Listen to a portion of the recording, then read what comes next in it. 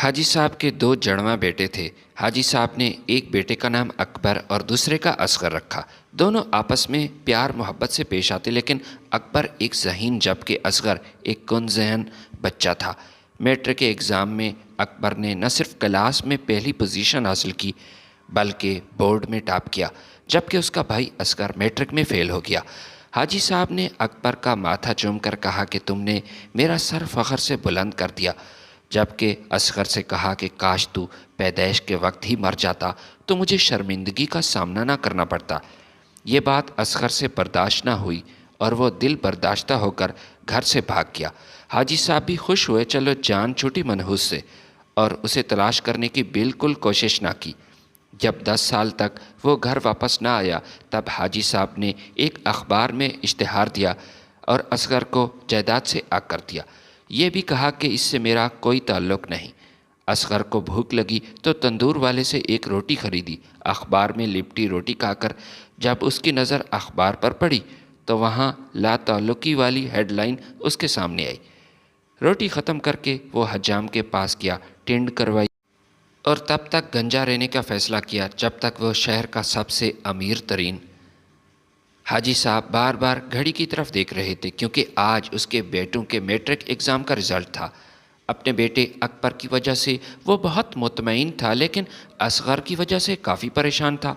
सोच रहा था कि बस पास हो जाए, ये भी काफ़ी है। थोड़ी देर बाद रिज़ल्ट आया तो पता चला कि अकबर ने टॉप किया, न सिर्फ स्कूल में बल्कि बोर्ड में पहली पोजीशन हासिल की। ये सुनकर हाजी साहब की आंखों में खुशी के आंसू थे। वो दिल ही दिल में सोच रहा था कि उसके बेटे ने उसका सर फ़ख्र से बुलंद कर दिया। ऐसी खुशी उसे ज़िंदगी में पहली बार नसीब हुई और इस खुशी में वो अपने बेटे असगर का रिज़ल्ट चेक करना ही भूल गया। थोड़ी देर बाद दोनों बेटे घर में दाखिल हुए। अकबर के चेहरे पर खुशी के आसार नुमायाँ थे। वो भागता हुआ आया, हाजी साहब से लिपट गया। असगर अभी दरवाजे पर मौजूद था, आगे कदम रख ना पाया। हाजी साहब ने अपने बेटे अकबर को प्यार किया, उसके सर का बोसा लिया, फिर असगर से पूछा, क्या बना तुम्हारे रिज़ल्ट का? असगर कपकपाते हुए होंठों से सिर्फ इतना कह पाया कि फ़ेल हुआ हो। हाजी साहब ने असगर से कहा, तूने मुझे बहुत जलील किया, काश तू पैदाइश के वक्त मर गया होता तो बेहतर था। माँ ने जब ये अल्फाज सुने तो असगर को गले से लगाया और हाजी साहब से कहा कि हाजी साहब कैसी बातें कर रहे हैं, खुदा का खौफ कीजिए, ये मेरी औलाद है। जितना मुझे अकबर अजीज़ है उतना असगर भी। अगर दोनों बेटे एक साथ पैदा हुए हैं तो लाजमी नहीं कि दोनों ज़हीन और अक्लमंद हों। ये मेरे अल्लाह की तकसीम है, जिसे चाहे जितना अता करे। लेकिन हाजी साहब पर बीवी के अल्फाज का कोई असर ना हुआ। वो असगर की तरफ उसे देख रहा था जैसे अभी मार देगा। असगर बेचारा माँ के साथ लिपटा था, उसकी आंखों में आंसू थे। डरा सहमा किसी को जवाब देने की पोजीशन में नहीं था। ये सारा तुम्हारे लाड प्यार की वजह से है। अगर शुरू से ही सख्ती करती तो मुझे उम्मीद है कि आज अकबर की तरह ये भी काबिल बन जाता। माँ असगर को अपने कमरे में ले गई। वो रो रहा था। माँ ने उसे तसल्ली दी। वो अपनी माँ से कहने लगा, माँ जी, मैं कोशिश करता हूँ, मेहनत भी करता हूँ, लेकिन मुझे नहीं मालूम कि मुझ में क्या खामी है। अब्बा ने मुझे मैट्रिक में साइंस रखने पर मजबूर किया, हालांकि अगर आर्ट्स में होता तो शायद पास हो जाता। हाजी साहब अपने बेटे को शहर में शॉपिंग के लिए ले गया। एक नया साइकिल ला कर दी, बहुत सारे कपड़े जूते भी शामिल थे। शाम को जब हाजी साहब अपने बेटे के साथ वापस आए तो असगर की नज़र साइकिल पर पड़ी। उसका मन ललचाया। उसने जैसे ही साइकिल को हाथ लगाया तो अकबर ने कहा कि दूर हो जाओ मेरी साइकिल से, अनपढ़ नालायक। बच्चे अपने वालिद को कॉपी करते हैं। हाजी साहब का रवैया असगर के साथ जैसे था, अकबर भी अपने भाई से वैसा ही रवैया अपनाना चाहता था। असगर ने सर झुकाकर बाप से कहा कि बाबा, साइकिल चलाने के लिए मेरा भी दिल करता है। तो हाजी साहब ने कहा कि ये तो मेहनत का फल है, जो बच्चा मेहनत करता है वो फल पाता है। मेरे पास हराम के पैसे नहीं कि मैं तुझ जैसे हराम खोरों पर अपना पैसा बर्बाद करूं। अब भी मौका है, मेहनत करो, लोगों में मेरी इज्जत बनाओ, तो तुझे भी ये सब कुछ मिल सकता है। अब मेरी नज़रों के सामने खड़े रो मत। मैं तुम्हारी शक्ल देखना पसंद नहीं करता। जब से फेल हुए हो मुझे जहर लग रहे हो। ایک دن دونوں بھائی ٹیوشن سے واپس آ رہے تھے کہ ایک بزرگ جو عمر میں کافی بڑا تھا لکڑیوں کی بڑی سی گٹھڑی سر پر اٹھا کر لے جا رہا تھا۔ وزن اس کی طاقت سے زیادہ تھا۔ ایسے محسوس ہو رہا تھا کہ وہ ابھی گر جائے گا۔ اصغر نے جب یہ دیکھا تو بھاگا اس بزرگ کے پاس گیا اور کہا، بابا جی یہ لکڑیوں کا گٹھڑا مجھے دے دیجئے، اور ساتھ ساتھ یہ بھی بتایا کہ یہ کہاں رکھنا ہے۔ بزرگ نے اصغر کو جب دیکھا تو کہا، بیٹا کیوں مجھے شرمندہ کر رہے ہو؟ آپ حاجی صاحب کے بیٹے ہو، آپ بڑے آدمی کی اولاد ہو، میں خود اٹھا لوں گا، آپ ایسا مت کریں۔ لیکن اصغر بضد رہا کہ نہیں، آپ سے یہ وزن نہیں اٹھایا جا رہا، میں دیکھ رہا ہوں، یہ کام کر کے مجھے ثواب کمانے کا موقع دیجیے۔ یہ کہہ کر اصغر نے بزرگ سے وہ لکڑیوں کی گٹھڑی لی اور اپنے سر پر رکھ لی۔ اس کے بھائی اکبر نے جب یہ دیکھا تو ہنسنے لگا اور کہا، شاباش، ابھی سے ٹریننگ لے لو، آدمی جیسا ہوتا ہے ویسے ہی کام پسند کرتا ہے، تم بڑے ہو کر مزدور ہی بنو گے، اس لیے مزدوروں والے کام تجھے پسند ہیں۔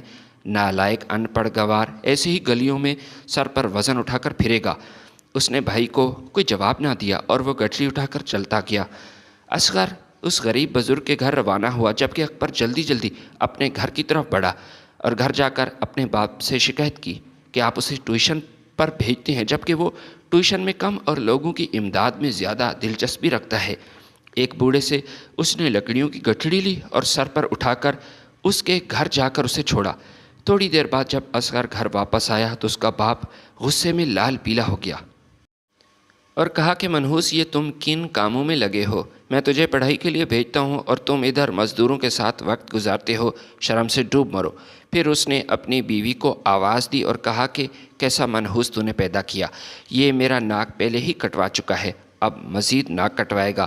پورے علاقے میں میرے جیسا ابیر و قبیر دولت مند شخص اور کوئی نہیں، میرے پاس کسی چیز کی کمی نہیں سوائے اس کھوٹے سکے کے۔ تقریباً روز اصغر کو ایسی ہی باتیں سننے کو ملتی تھیں، لیکن اسے سمجھ نہیں آتی تھی کہ اس نے کیا غلط کیا۔ وہ پڑھائی میں نالائق ہے اور فیل ہوا، مگر کتابوں میں تو یہی لکھا ہے کہ غریب سے پیار کرنا چاہیے، اس سے ہمدردی کرنی چاہیے، بزرگوں کے کام آنا چاہیے۔ ہمارے ٹیچر بھی ہمیں اسی بات کی نصیحت کرتے ہیں، کتابوں سے بھی ہمیں یہی بتایا گیا ہے، تو اس میں غلط کیا ہے؟ مجھے کچھ سمجھ نہیں آ رہی کہ میں کیا کروں۔ ایک دن سکول والوں نے حاجی صاحب کو اپنے سکول میں دعوت دی، پھر دونوں بچوں کے بارے میں ڈسکشن ہوئی۔ سکول کے پرنسپل نے حاجی صاحب کو بتایا کہ ماشاءاللہ آپ کا بیٹا اکبر تو پڑھائی میں کافی ذہین ہے، لیکن مجھے افسوس سے کہنا پڑتا ہے کہ ہم اصغر کو مزید اپنے ادارے میں نہیں رکھ سکتے۔ ہم نے بہت کوشش کی کہ اس میں مثبت تبدیلی آ جائے، لیکن یہ بچہ تبدیل ہونے والا لگتا نہیں۔ آپ کی وجہ سے ہم نے اسے اپنے ادارے میں رکھا، حالانکہ ادھر برائٹ ذہین سٹوڈنٹ ہی اس ادارے میں پڑھتے ہیں، مگر اب اصغر کی وجہ سے ہمارا ادارہ بدنام ہو سکتا ہے کیونکہ یہ کن ذہن ہے۔ لہٰذا ہم آپ سے معذرت کرتے ہیں کہ ہم آپ کے بیٹے کو مزید اپنے ادارے میں نہیں رکھ سکتے، آپ ادارہ بدل لیں۔ حاجی صاحب نے جب یہ سنا تو پرنسپل سے کہا، ٹھیک ہے، آپ اس کا نام سکول سے خارج کر دیجئے، میں بھی اسے کہیں اور تو نہیں پڑھانے والا۔ اور یوں اصغر کی پڑھائی کی کہانی ادھر ختم ہو گئی۔ حاجی صاحب اپنے بیٹے سے مزید نفرت کرنے لگے، اس سے کمرہ چھین لیا اور کہا کہ اکبر اب اپنے کمرے میں اکیلا رہے گا۔ اس منحوس کا سایہ اکبر پر نہیں پڑنا چاہیے۔ اس نے اسٹور روم صاف کروایا، ملازمہ سے کہا کہ اسے اچھی طرح صاف کرو اور یہ اسٹور روم میں رہے گا۔ ماں بیچاری اپنے بچے کے لیے کچھ نہیں کر سکتی تھی کیونکہ حاجی صاحب سے خوف کھاتی تھی، زیادہ بحث کرتی تو حاجی صاحب اسے بھی مارنا شروع کر دیتے۔ جب وہ اپنے بچے کو خود سے دور اسٹور روم میں سوتا دیکھتی تو اس کا کلیجہ باہر آ جاتا۔ آدھی رات کو اٹھ کر وہ اصغر کے پاس جاتی، اسے گلے سے لگا کر روتی، اس کا ماتھا چومتی، پیار کرتی اور کہتی، میرے بیٹے، یہ ماں تمہارے لیے کچھ نہیں کر سکتی، اللہ تمہارے باپ کے دل میں تمہارے لیے رحم ڈال دے اور اس بات کو وہ تسلیم کر لے کہ تو پڑھائی میں تو اچھا نہیں لیکن دل کا اچھا ہے، ایک سچا انسان ہے۔ تعلیمی ادارے میں ہمیں یہی سکھاتے ہیں، ایک اچھا انسان بنانے کی کوشش کی جاتی ہے۔ آدمی کا لائق ہونا ضروری نہیں، بس وہ اچھا ہو، خدمت کرنے والا ہو، بڑوں کا ادب کرنے والا ہو، تم میں یہ تمام خوبیاں پائی جاتی ہیں۔ ماں کے منہ سے جب اس نے یہ الفاظ سنے تو خوش ہوا، اس سے پہلے اس نے ایسی خوشی کبھی محسوس نہیں کی تھی۔ اکبر صبح اسکول جانے لگا تو اس نے دیکھا کہ اصغر اسٹور روم میں بیٹھا ہے۔ اکبر مسکرا کر اپنے بھائی سے کہنے لگا کہ تمہارے منہ میں زبان نہیں، ابا غصے میں تھے تو تو بھی کچھ بول لیتا، ابا سے معافی مانگ لیتا، لیکن تمہارے منہ میں تو زبان نہیں، تم گونگے ہو کیا؟ چپ چاپ بس کھڑے رہتے ہو، سب کچھ سنتے رہتے ہو۔ یہ سن کر اصغر نے کہا، نہیں، میں نے کتابوں میں یہی پڑھا ہے کہ اپنے بڑوں کے سامنے اف تک نہیں کہنی۔ بس ابا نے جو میرے لیے سوچا ہے مجھے دل سے منظور ہے، میں کبھی ابا کے سامنے اف نہیں کہوں گا۔ یہ سن کر اکبر مسکراتا ہوا وہاں سے روانہ ہوا اور کہنے لگا کہ تم جاہل ہی رہو گے، تمہارے ساتھ بات کرنا ہی فضول ہے، کیونکہ تم ہو ہی فضول آدمی۔ اکبر اپنے بھائی کا مذاق اڑاتے ہوئے وہاں سے چلا گیا، لیکن اس نے بھائی کو کوئی جواب نہ دیا۔ اصغر اب سٹور روم میں رہنے کے لیے مطمئن تھا، لیکن دل ہی دل میں اسے اس بات کا افسوس تھا کہ اس کا باپ اور بھائی اس سے بہت دور ہو چکے ہیں۔ نہ کوئی اس سے کوئی بات کرتا ہے، ماں کے علاوہ کسی کو اس کے ہونے یا نہ ہونے سے کوئی فرق نہیں پڑتا۔ اب باپ اسے جو کہتا وہ بھاگ بھاگ کے کام کرتا، سودے لے کر گھر آتا، کنویں سے پانی نکالنے کے لیے کہتا تو وہ بھی نکال دیتا، شہر سے آٹا خرید کر لاتا، نیز جو کام کر سکتا تھا گھر والوں کے لیے کر رہا تھا۔ وقت گزرتا رہا، اکبر نے MBBS مکمل کی تو حاجی صاحب نے پورے گاؤں کو دعوت پر بلایا۔ بڑے بڑے لوگ دعوت پر بلائے گئے تھے، جبکہ اصغر نے وہی پھٹے پرانے کپڑے پہنے ہوئے تھے۔ مہمانوں نے جب اصغر کو دیکھا تو حیران ہوئے اور کہا کہ اس کو دیکھ کر تو لگتا نہیں کہ یہ حاجی صاحب کا بیٹا ہے۔ اللہ کی شان دیکھو، ایک بیٹا ڈاکٹر بن گیا جبکہ دوسرا فقیر ہو ایسے لگ رہا ہے۔ حاجی صاحب کو یہ سن کر غصہ آتا، کیونکہ وہ چاہتا تھا لوگ اس کا بیٹا سمجھے ہی نہ، لیکن اس کی شکل اپنے باپ سے ملتی تھی، اکبر کی ہو بہو کاپی تھا، اس لیے حلیہ چاہے جیسا خراب تھا لیکن شکل نہیں چھپا سکتا تھا وہ۔ اس دعوت میں ہر شخص کی زبان پر ایک ہی لفظ تھا کہ حاجی صاحب نے دونوں بیٹوں میں کیوں فرق رکھا ہے۔ ایک بیٹے کو ماڈرن اچھے کپڑے دیے جبکہ دوسرے کو ایسے رکھا جیسے فقیر ہو۔ حاجی صاحب لوگوں کی گفتگو بڑے غور سے سن رہے تھے، لیکن کسی کو جواب نہ دیتے، کیونکہ وہ ان کے گھر مہمان تھے اور مہمانوں کو کوئی کچھ نہیں کہہ سکتا تھا۔ بس چپ چاپ سنتا رہا اور دل ہی دل کے اندر اس کی آگ جلی تھی۔ دوسری طرف اکبر کو بھی اپنے بھائی پر غصہ تھا کہ اس کی وجہ سے اس کی یہ دعوت خراب ہوئی ہے۔ مہمان جب چلے گئے تب اس نے گربان سے پکڑ کر اصغر کو کمرے سے باہر گھسیٹا اور کہا کہ کیوں میری عزت شوکت کے دشمن بنے ہو؟ کیا ضرورت تھی ان مہمانوں کے سامنے آنے کی؟ پڑے رہتے ادھر سٹور کے اندر۔ اس کو برا بھلا کہا، واپس اپنی رہائش کی طرف چلا گیا۔ بیچارہ اصغر سٹور کی طرف روانہ ہوا۔ صبح سٹور کا دروازہ کھلا تھا لیکن اصغر موجود نہیں تھا۔ ادھر ادھر تلاش کیا گیا لیکن وہ نظر نہ آیا۔ اصغر کی ماں اپنے بیٹے کے لیے پریشان تھی، جبکہ حاجی صاحب کے چہرے پر کسی قسم کی پریشانی نہیں تھی۔ اسے دیکھ کر ایسے لگتا تھا کہ وہ بیٹے کی گمشدگی پر خوش ہے۔ جب 2 دن گزر گئے اور اصغر کا پتہ نہ چلا، تب لوگوں کو دکھانے کی خاطر اس نے اخبار میں بیٹے کی گمشدگی کا اشتہار دیا تاکہ لوگ یہ باتیں نہ کریں کہ اسے اپنے بیٹے کی فکر نہیں۔ ماں بیٹے کے لیے تڑپ رہی تھی، نہ کچھ کھاتی نہ پیتی۔ وہ حاجی صاحب سے یہی کہتی کہ آپ نے میرے بیٹے کے ساتھ ٹھیک نہیں کیا، تو حاجی صاحب جواباً کہتے کہ میں نے کچھ نہیں کیا، اسے رہنے کے لیے چھت اور 2 وقت کی روٹی مل رہی تھی، خود چھوڑ کر چلا گیا تو اس میں میرا کیا قصور؟ آخر وہ ماں تھی، کب تک بیٹی کی جدائی برداشت کر سکتی؟ 1 ماہ تک اصغر نہ آیا، تب ماں دنیا چھوڑ گئی۔ اصغر کو ماں کی وفات کی خبر مل چکی تھی، لیکن وہ اپنے باپ کے ڈر کی وجہ سے گھر نہ آیا۔ وہ اس دن بہت رویا۔ اس دنیا میں وہی اس کا واحد سہارا تھا۔ اب اسے یقین ہو چکا تھا کہ وہ اکیلا ہے، دنیا میں ایسا کوئی شخص نہیں جو اس کا ہمدرد ہو۔ وہ گاؤں چھوڑ کر شہر کی طرف روانہ ہوا۔ ایک دربار سے دوسرے دربار چلا جاتا، لنگر کھا کر گزارا کرتا، دربار میں ہی سو جاتا، دربار کے ملنگوں کے ساتھ مل کر دھمال بھی ڈال لیتا۔ اس کو حلیے سے کوئی پہچان نہیں پایا تھا۔ حاجی صاحب کا بیٹا ہے۔ دربار پر گاؤں سے بہت سے لوگ آتے تھے، لیکن کوئی بھی اصغر کو نہ پہچان پایا۔ جب کافی سال گزر گئے، اصغر گھر واپس نہ آیا تو یوں ہی حاجی صاحب کے دل میں خیال آیا کہ زندگی کا کچھ پتہ نہیں، مرنے کے بعد ہو سکتا ہے اصغر اپنے بھائی سے جائیداد کے بارے میں جھگڑا شروع کر دے اور اپنا حق مانگے، لیکن میں تو اسے پھوٹی کوڑی بھی نہیں دوں گا اور جائیداد میں بھی حصہ نہیں ملے گا، لہٰذا اپنی زندگی میں ہی اسے جائیداد سے بے دخل کر دینا چاہیے۔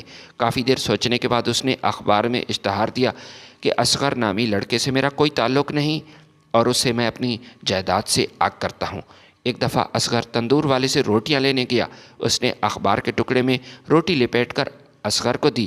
روٹی کھانے کے بعد اس کی نظر اخبار پر پڑی تو یہ خبر دیکھ کر حیران ہوا کہ اس کے باپ نے جائیداد سے بے دخل کر دیا۔ اس نے تندور سے ایک جلتا ہوا انگارہ نکالا، اپنی ہتھیلی پر رکھ کر کھڑا ہو گیا۔ تندور والے نے اسے غور سے دیکھا اور سمجھانے کی کوشش کی کہ لڑکے، کیا ہو رہا ہے؟ تم ایسا کیوں کر رہے ہو؟ کافی دیر تک وہ انگارہ ہتھیلی پر رکھ کر کھڑا رہا۔ تندور والا آگے ہوا، جلدی سے انگارہ ہتھیلی سے ہٹایا اور لڑکے سے کہا کہ کیوں خود کو تکلیف دے رہے ہو؟ اصغر نے تندور والے سے کہا کہ میں آج اس تاریخ کو یاد رکھنا چاہتا ہوں اپنے ہاتھ جلا کر۔